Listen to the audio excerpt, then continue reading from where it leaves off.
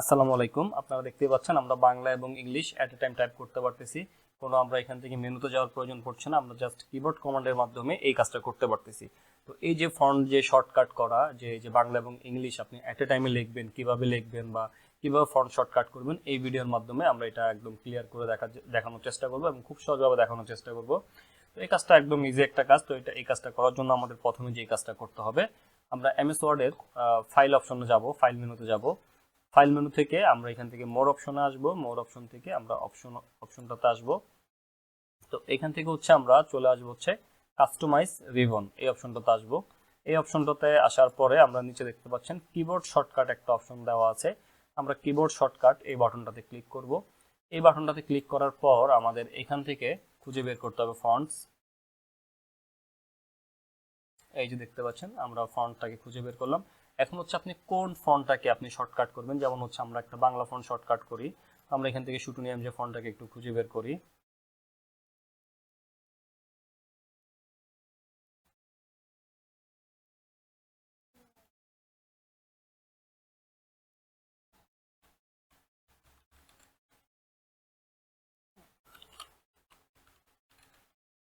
এই যে আমরা শুটুনিয়াম যে ফন্টটাকে সিলেক্ট করলাম, এটা কিন্তু আমি অলরেডি শর্টকাট করে রেখেছি। দেখেন যে অল্টার এস দিয়ে।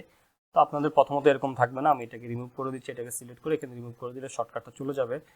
আপনি বাংলা ফন্টটাকে যেটা দিয়ে শর্টকাট করবেন, আমি যদি এখানে অল্টার, আপনারা অবশ্যই অল্ট বাটন দিয়ে করবেন, কন্ট্রোল দিয়ে করবেন না, কারণ কন্ট্রোল দিয়ে কিন্তু অলরেডি অনেকগুলো শর্টকাট করা আছে, তাহলে মিসম্যাচ হয়ে যাবে।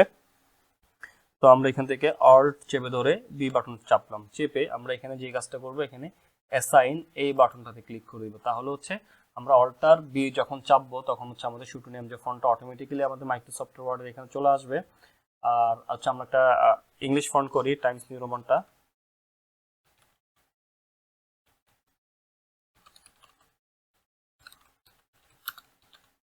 এই যে টাইমস নিউ রোমান, এই ফন্টটাকে আমরা সিলেক্ট করলাম। তো এখানে আপনারা টাইপ করে দিলেই হবে। ধরুন আমার এখানে আছে, আমি এখানে টাইপ করে দিলাম TIMES। এই যে দেখতে পাচ্ছেন চলে আসছে কিন্তু অটোমেটিক। এটাও কিন্তু এটা আমাদের শর্টকাট করা আছে, এটাকে আমরা রিমুভ করে দেখাচ্ছি। এই যে আমরা সিলেক্ট করে রিমুভ করে দিলাম। তো আমরা ইংলিশের জন্য অল্টার ই সিলেক্ট করি, বা এটাকে অল্ট ই। ওকে, আমরা বাংলার জন্য অল্টার বি এবং ইংলিশের জন্য অল্ট ই, এটা সিলেক্ট করে আমরা এখানে অ্যাসাইন করে দিলাম। এখন আমরা একটু এখান থেকে ওকে করে দিই। ওকে, আমি একটা দিয়ে নিচে আসলাম। আপনারা এখানে একটু খেয়াল করবেন, আমি কিবোর্ড থেকে এখন অল্টার ই চাপলাম। দেখেন আমাদের এই যে ফন্টের যে অপশনটা, এখানে কিন্তু টাইমস নিউ রোমান চলে আসলো। এখন যদি আমি অল্ট বাটন চেপে ধরে বি চাপি, সেক্ষেত্রে আমার শুটুনিয়াম যে চলে আসে। তো খুব শর্টকাটে কিন্তু আমরা করতে পারলাম। তো আমরা এখানে প্রথমত বিজয় চালু করব। বিজয় চালু করার জন্য কন্ট্রোল অল্টার বি চাপলাম, বিজয় চালু হয়ে গেল। এবং আমরা অল্ট বি দিয়ে আমরা বাংলা ফন্টটাকে নিয়ে নিলাম। এখন যদি আমি এখানে টাইপ করি,